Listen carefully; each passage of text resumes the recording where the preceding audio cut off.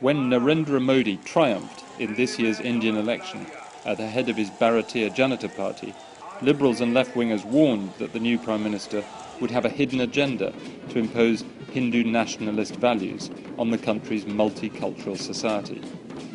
3 months into the new administration, and some say their fears are already becoming reality.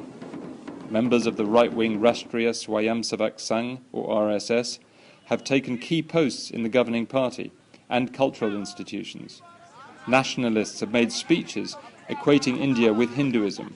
They've railed against Western introductions such as bikinis on the beach, candles for birthday cakes, and the use of English in schools.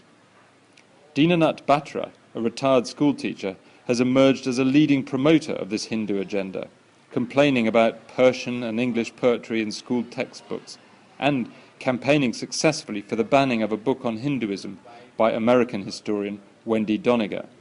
I found that this book is not good for India because it attacks our God and goddesses, freedom fighters, and it preaches only sex, as Wendy Doniger says, that Shivling here in India, crores of persons worship Shiv and Shivling. She says Shivling is nothing but a male organ erected. Did not agree to me.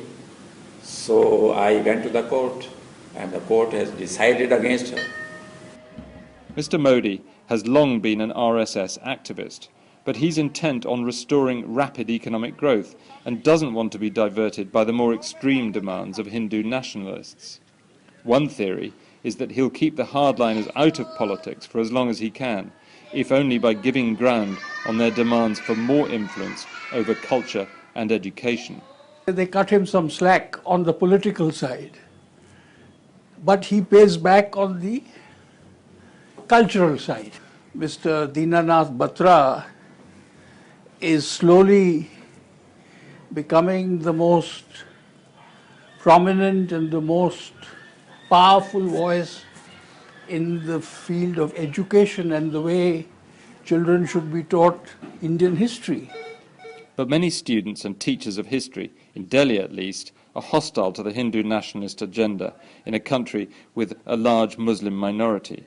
They also dislike what they see as a narrow interpretation of Hinduism's many-faceted traditions and say the battle has only just begun. There is going to be a control over adult thinking as well. And this, I think, is something which we should be extremely anxious and worried about, because one knows from the experience of other societies what happens when there is a control over thinking.